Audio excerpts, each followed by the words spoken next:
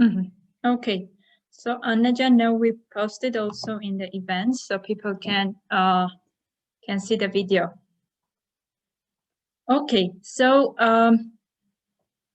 I think that we can start slowly, start to introduce, and then people will join us. Okay, sure. Okay, so again, hello everyone, and nice to have you all with us. Today we have our sixth ScaleUP webinar, and our special guest for today is Anna Vasyukova, lead product designer at Circa. So Anna John, I would like to ask you to tell a little bit about your background. And meantime, I would also like to know who are with us. So please write in the comments who you are and from where you are, please. So let's start, Anna. Hey, and hello everyone. Thanks for joining and thank you for having me today. I'm Anna, lead product designer at Circa, and I have about 13 years of experience in the field. And for the last 7 years, I've been working mainly for startups, both local and international. And I'm really curious and I die for startups. So startups are my passion, and I found myself most comfortable there, even though there is a lot of challenges on my way. I'm also mentoring at ADPList. It's a community for designers. So the newbies can join and get a mentorship from the ones who had more experience than they have. As well as I am leading the advanced UX course on Armenian Code Academy. So, and yeah, saying it, I'm passionate about what I'm doing and trying to do my best. I guess that's it from my side. Thank you. Thank you very much. Okay, so I guess we can start when you share the screen. But before starting, I would like to ask all of you, all people that joined us, to write your questions in the comments. And in the end, we will come to the questions. So Anna-Jan, you can share the screen. Yeah, Sure. great. Okay, let's start then. Today, I'm going to talk about the startups and being a solo UX designer in startups and how to succeed there and how to make your best as a professional. So with saying startup, we have lots of different associative words, and they can be both very positive, but also negative. It depends on how you see the startup or what do you know about it or what experience you have with startups. And from the positive ones, it's kind of freedom, fun, decision maker. So you're becoming a decision maker and sharing responsibilities with a product team, flat hierarchy, transparency, fast growing, and then their investment comes in. So all these are very positive ones. But on the other hand, we have the words that are negatively described here: uncertainty, pressure, rapid change, fear of failure, time limitations, and resources limitations. So what is true and what is not? So there is no clear answer. It depends. How UX designers love to say, it depends on the circumstances, on the product, on the startup, and on overall experience. But some of them are really true. And working in a startup is a roller coaster ride. And you can understand it in two ways, but I mean, it's fun and exciting. And usually, here's the scenario. You quit your job at a corporate company and join a startup. It is the day X to be more flexible and free. But I have to say this, I'm sorry, this is not really the truth. You're not becoming flexible and free. But yes, for flexible, but not for free. It's all illusion, most times. Startups are fundamentally focused on growth. And for early stages, and especially for early stage startups, the quality is not at the core yet. They are not going for the quality, they are going for learning first.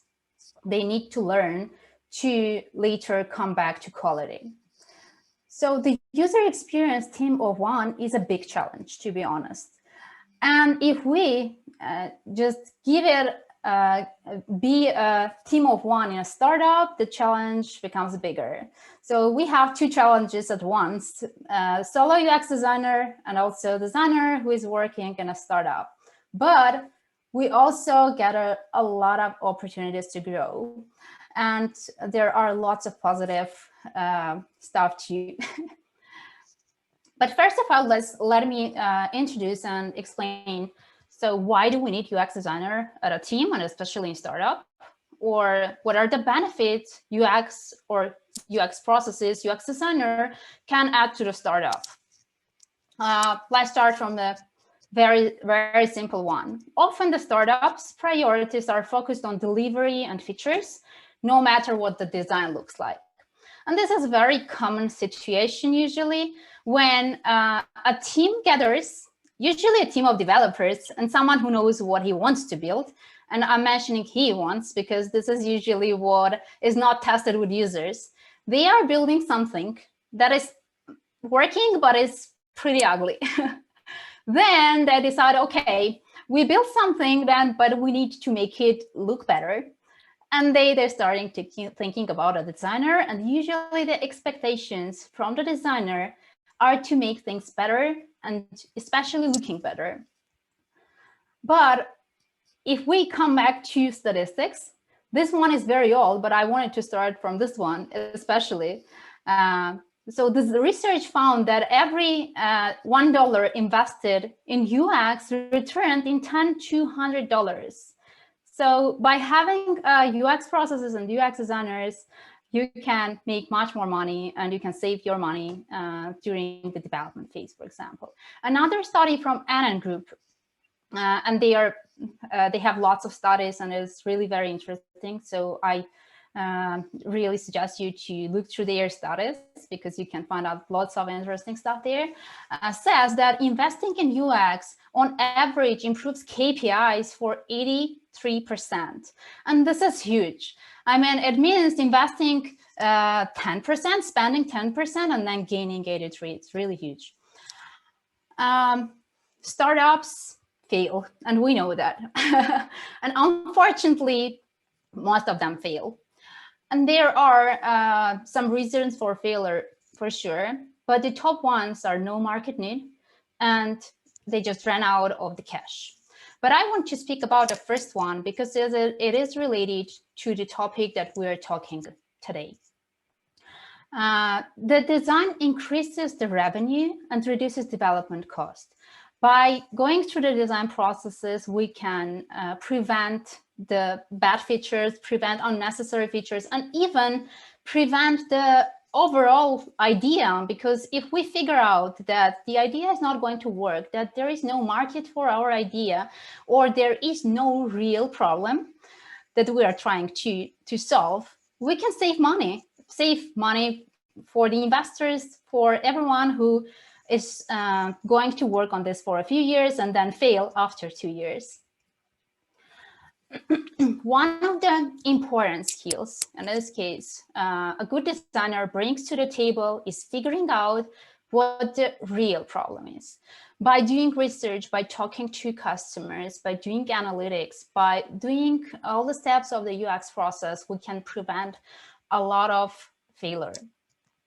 There are lots of responsibilities for the UX designer, and I really don't want to go through this today because all of us know how many responsibilities we have, from identifying user goals, understanding user needs, understanding business needs, going through all the steps of the process.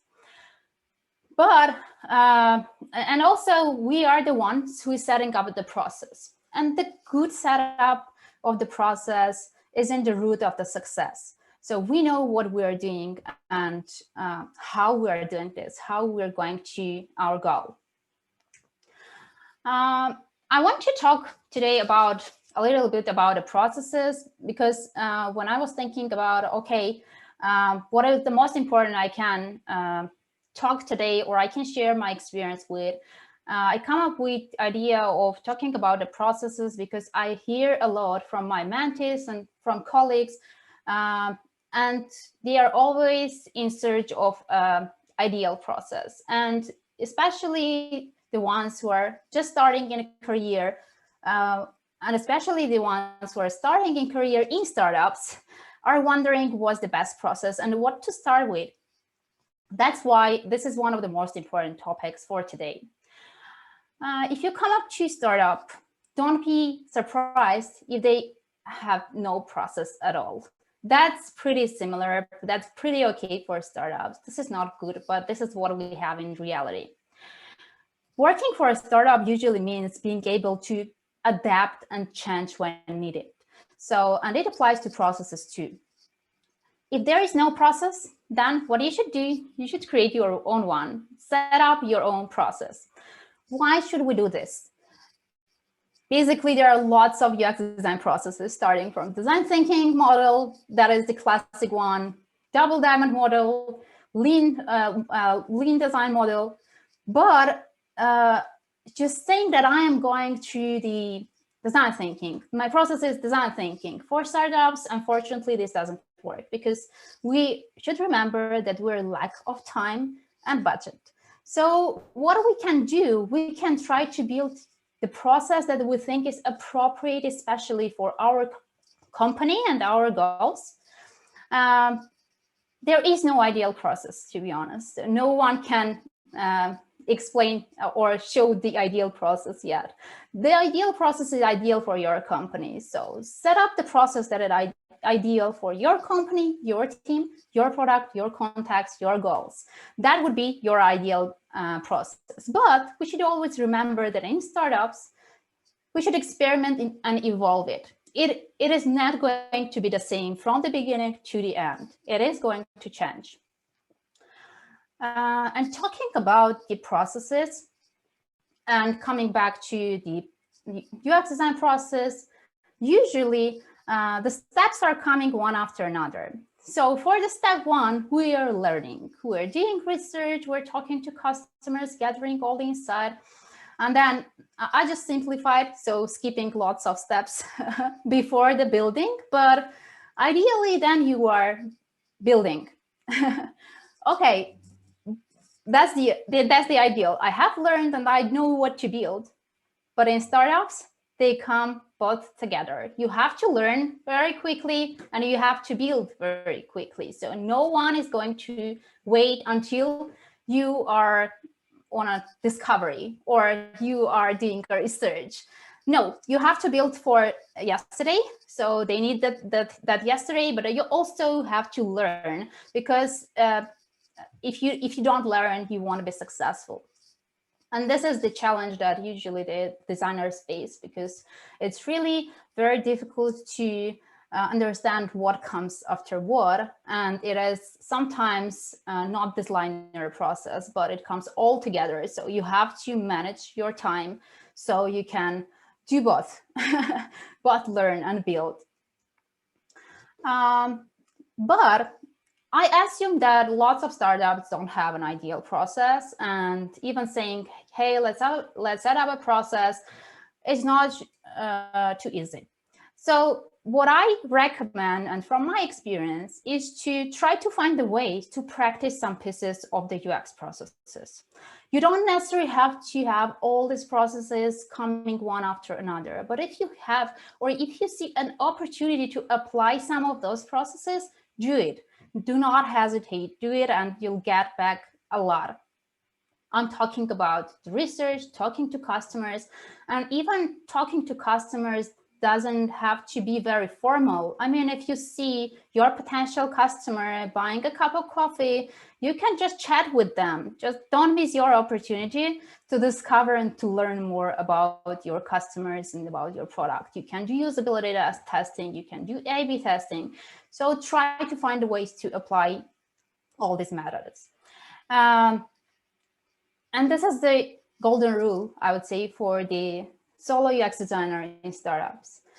in the changing environment, the best thing we can do is be flexible as possible. And I'm talking about everything that you can imagine. I mean, you can face lots of challenges. For example, work on a feature for a few weeks and then figure out that we don't need it.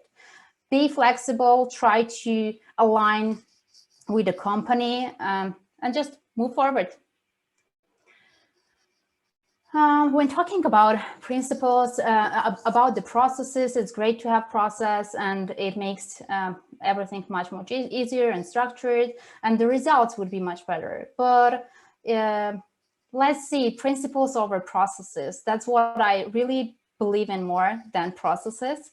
I'm not saying that processes are not important, but principles are the foundation of a successful company and especially startup. Too much emphasis on processes can be a distraction that takes energy and attraction away from relationship.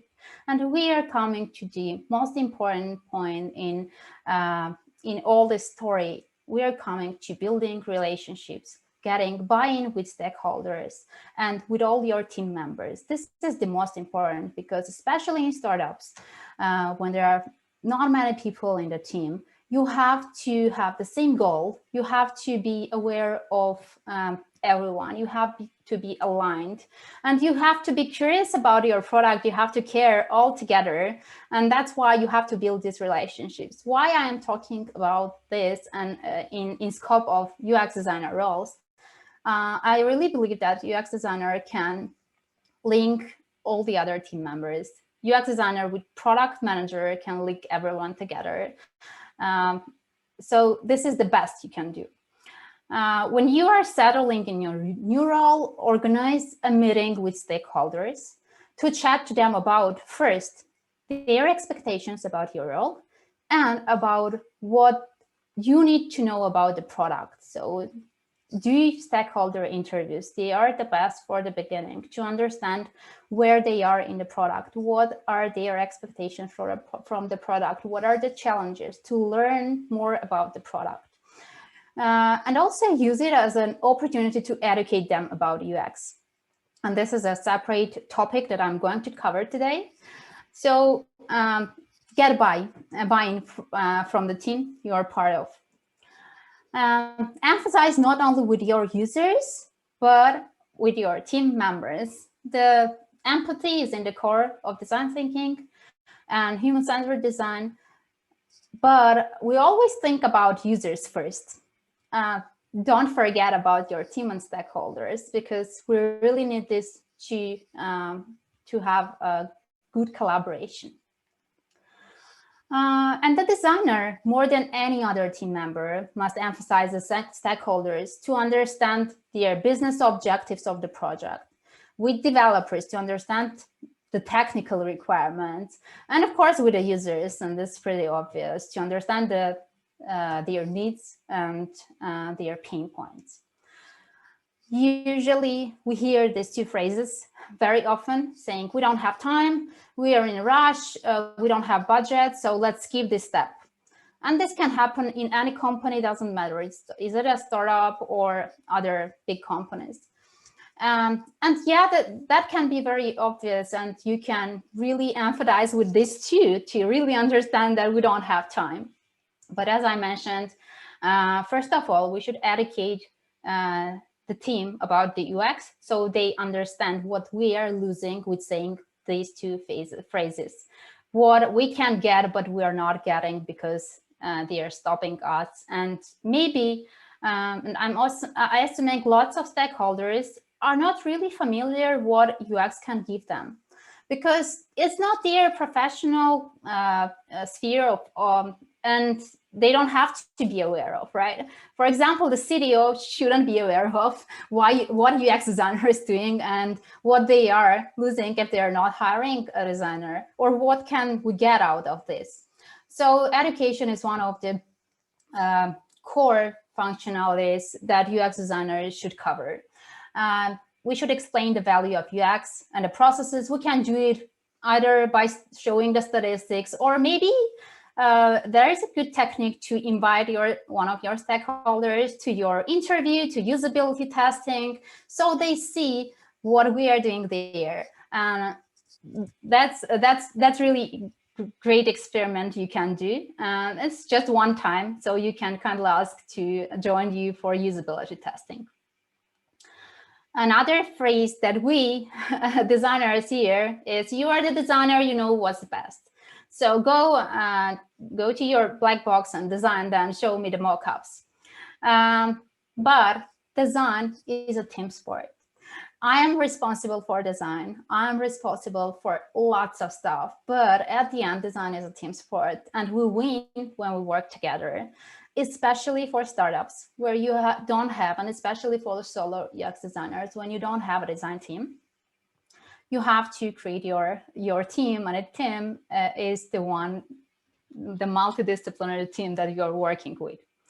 Delivering great UX is not possible without having a positive organizational structure and culture where people can easily communicate with each other, can share their vision easily, and suggest something or give feedback. Because imagine that there is just one person working on everything.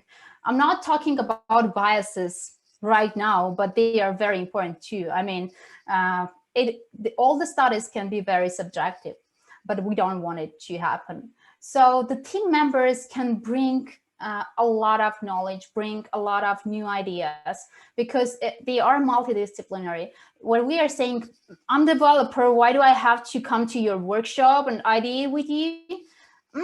Maybe that's true, but on the other hand, we are in the same boat, right? And we have the same goal. So why not? And I'm really open to everyone's opinion, and this works. That's what my experience says. Usually that works, and I'm really lucky to have a great team near me, so I can ask them for everything. So ideation, feedback, anything that I need for my further process. Always ask and get feedback from everyone and learn from that, because sometimes we try not to show it to everyone, or everyone has any feedback or opinion, but they are not telling about this. But just remember that getting a feedback, not the feedback saying this looks not very good for me, but a feedback that can be very useful, saying what works for a person or what does not work, or what problems they see. There is a team collaboration. As I mentioned, we don't have a design team, but we have our startup team with lots of different professionals on it. So what we can do here, all the activities are to bring the team members on the same page. So we share the same understanding during the development process or delivery process. So we can share research findings, because when we are doing a research, no one is going to look into your 50-page Word document out of your notes. But on the other hand, you can create a presentation showing the research findings, and that can be really interesting and insightful for the team.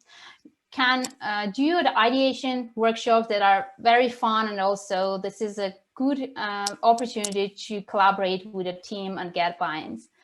Design sprints are a great way to solve complex problems in a short time. Also, the feedback, using some feedback hat technique, for example. Also, inviting teammates to the usability testing, as I mentioned. The other thing they can do is we practice a really interesting exercise at our company. So every week, some of developers usually is looking into the recorded sessions, and then giving us a feedback saying, oh, I think there is an issue here, and then I think this was confusing for the user. It is very fun, to be honest, and it gives a really good sense of where we are and what are our problems and how we can solve it, and bring us to the same page. So who is your best buddy on the team? That's the question. product manager, product owner, customer success managers, developers, quality assurance specialists, and so on. So there is not one a person that is your best buddy. I would just mention the product manager, because if you have a strong relationship between UX designer and product manager, you are going to succeed, and the chances are much higher than you are going to have a successful product. There are lots of overlaps between UX role and PM role. So some of them are defining the problem, because you are doing all together and you are not alone there. That's what I'm mentioning here, and that's the most important. So sometimes you can feel you're very lonely on the team because no one supports you, everyone is coding or doing their job, and that's pretty okay. But when you start working with a PM, then you are defining the problem together. You're understanding the users together, collaborating on the solutions together. So this is really great if you have a PM and a great relationship with him or her. And if we look into the roles overlap, we'll see that they are also included in research, in wireframes, user flows, user stories, even personas. So they can create user personas. It's not only your responsibility. Also identifying need, validating features, and so on. And knowing all this stuff, and I tried to put together a lot here. And I know this can seem a lot, but I just wanted to present what are the challenges and how to overcome what is the usual situation in a startup and how one designer can be successful there.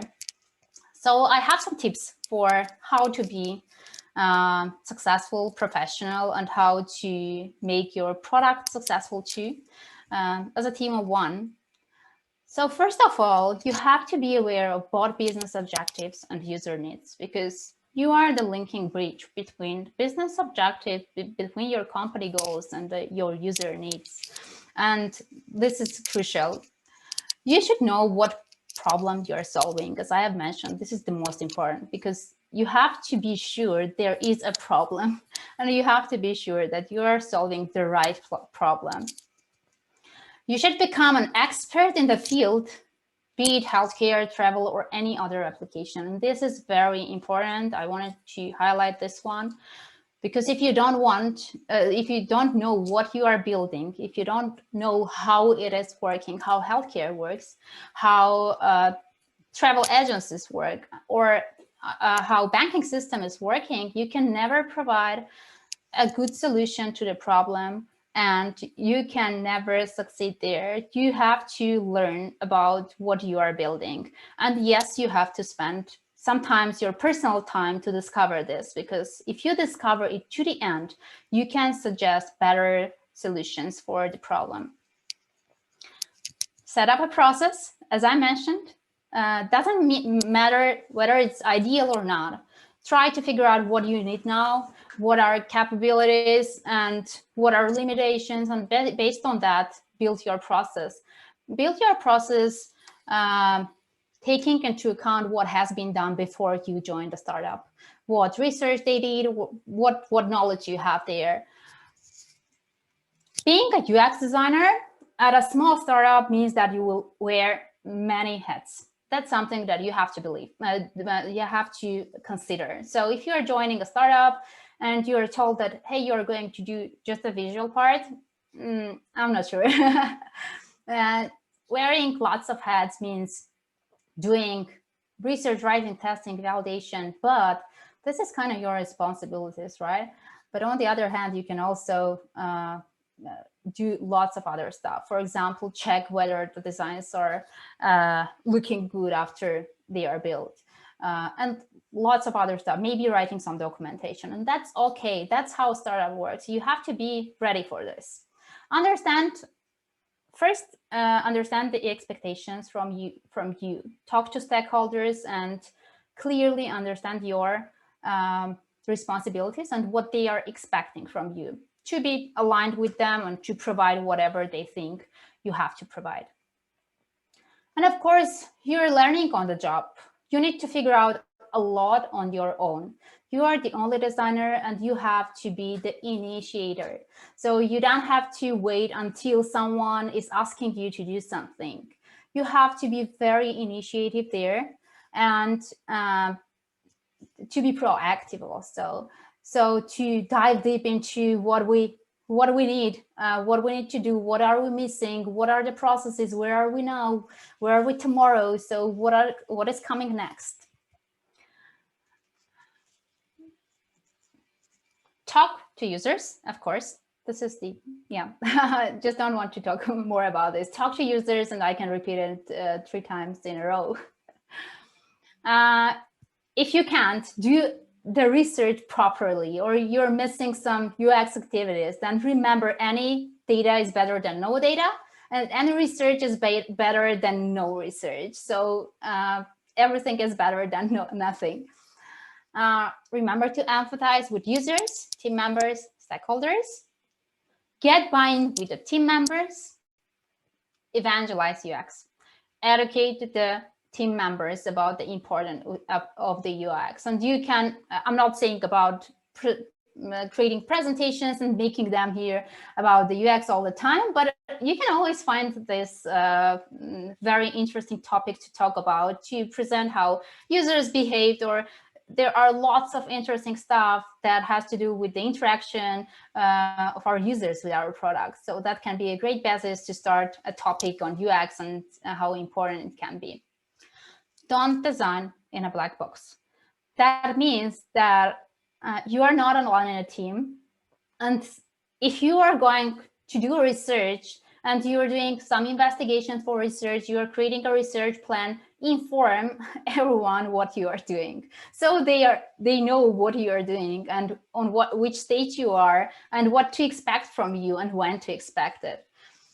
Keep the happy medium between compromise and assertiveness. That's really important, because collaboration is sometimes about compromise, but not always. You should be sure where to compromise, where not to. Test soon and often. This is, again, the golden rule, to do the testing as soon as possible. And if you are not doing any other stuff, then okay, go and test and gather the findings. Don't be afraid of being wrong. This is really hard because you are the only one. You have lots of responsibilities as a solo UX designer, and it seems like you're responsible for everything. And all the failures are kind of your failures, but this is not true. Just don't take everything personally. Of course, you have to analyze what happened and why, but not all the failures are your mistakes. There is no learning without trying lots of ideas and failing lots of times. You have to fail and you have to learn. The best thing you can do when you are failing is to learn why it happened and to fix that for the next time. Sometimes you can feel like a jack of all trades, master of none. You can also question yourself if you're doing all things right. And this comes very, very often, think, okay, I'm doing all this stuff. Am I on the right way? Am I doing it right? Because there is no one on my design team and I have no mentors there, for example, that can just say, hey, you're doing something wrong. But that's okay. That's really normal. If you're a team of one, you can always address your questions to your mentors. And I'm really recommending having mentors out of your company. There are lots of people who are there for you, who are sharing just because they are curious about the profession. They want you to grow and become a good professional. So find your mentor. And also you can join UX communities where you can find lots of great professionals. Be proactive. So go for your ideas, suggest it. You can do everything. So startup gives you this opportunity to be proactive, to be on the same page with all the other members of the team. So you can suggest all your ideas, you can ideate, you can experiment. So be proactive. Be aligned with all the processes in the startup. That means that, again, this is the idea of being out of this box. So you have to be aligned. You have to know what is coming and why we are doing this, why now. So address all these questions and have the answers. The UX design process never ends. So there is no start and end. It is always repeating process, and you're learning and then making things better. Track the solutions on all the stages of the delivery process. And of course, continue developing soft skills. This is crucial, as we are talking about some really important skills of the designers, saying, doing research, talking to customers. But on the other hand, you can learn all of this. But it is really hard to learn soft skills. It is not impossible, but you have to work on yourself. And it seems like this is a superpower that you'll have with all this: curiosity, communication, active listening, self-awareness, problem-solving abilities, speed, flexibility. All this stuff is about you. So you have the superpower. Work on this. And at the end, so what can startups give you? And why I am startup addicted? Significant growth.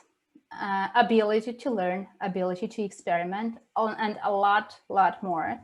And I'm talking about being a solo designer. That is really challenging, and it challenges you to learn and to continue your learning path.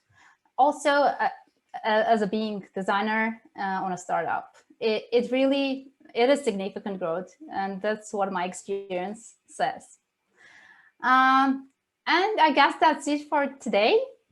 Thank you very much. And if you have any questions, I'll be really happy to answer all of your questions. Thank you, Anna Jan. Okay, so actually we have 2 questions for now. Okay, so let me go to the questions, and maybe we can disable the sharing. Yeah, sure. Let me. Okay, great.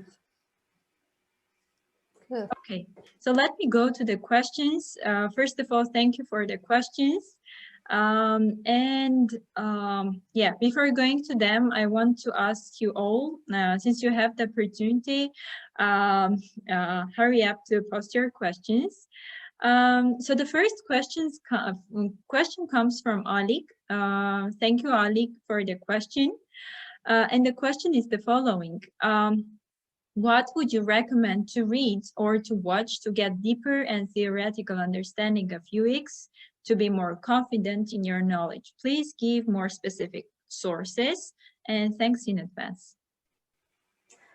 That's a really huge question, but so there is no right answer. So I can't mention one source of truth, because there are lots of great books you can start from, and maybe I can share it with you later. So I have this list that I'm sharing usually with the mentees and who are interested in UX and where to start from. Also, lots of online resources I can mention, and in group is the, yeah, so that's really true. And also Interaction Design Foundation, lots of great sources of UX design and all the processes. So I can't mention one. So later, maybe I can share under the comment if you wish. Yeah. So Alik, if you wish, Anna can share in the comments, so you can pick the sources. Okay, so let's go to the next question. And next question comes from Julia. Thank you, Julia, for the question. And here is the question. So I have a question about UX writing. Have you ever worked with UX writer? If yes, please mention the main skills for both designer and writer for a perfect cooperation. What qualities they need to make a good product? And thanks in advance. Yeah, sure. I have never worked with UX writer, unfortunately, because usually these roles are divided in bigger companies. But I'm in a startup. I'm sorry, I have to do it myself. So I have really basic knowledge about UX writing and the top main skills, I would say, that I can apply to the product that I'm working for. But talking about the collaboration doesn't matter whether it's writer or visual designer. They should be aligned. I mean, UX writer never comes in at the end, for example, never comes in to figure out, okay, what copy should I provide?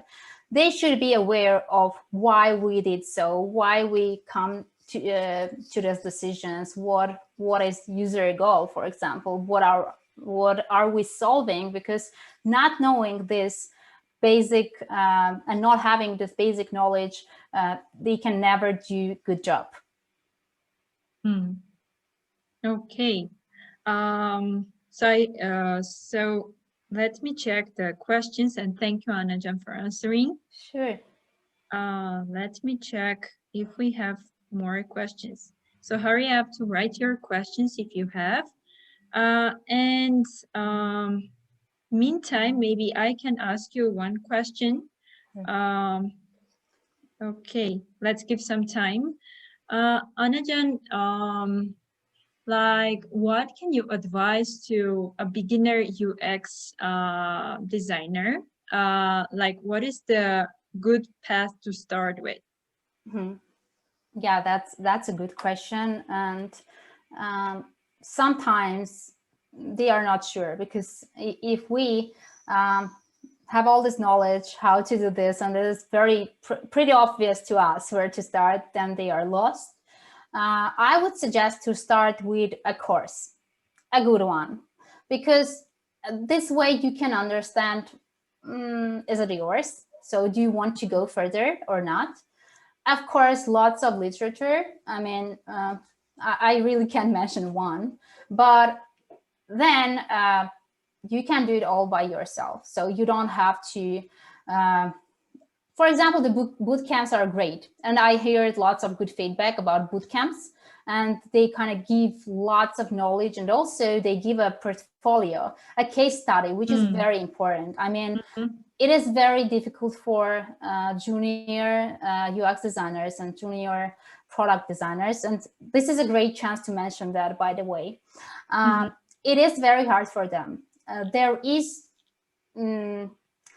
I can't say it in a right way, but usually there is no much openings for them. And I understand, on the one hand, I understand why, because they are looking for very professionals, so they don't have to teach them anything. But this is not fair, I would say. And we should give them opportunity. That's how I'm thinking about this, an opportunity to grow and to learn, because they really can do this. So start from bootcamp, start from a course, and then try to educate yourself. Read lots of articles on Medium. As you know, you can subscribe and read just one a day, but listen to podcasts, read books, join workshops. They are not always paid. Follow the UX events, find a mentor, try to do your best to build yourself, because you are the one who is building yourself, and all the other is just supporting you. Yeah, thank you a lot for the answer. And I guess let me check if we have questions or no. Okay, so I see no questions. Okay. So I think we can sum up on Najan.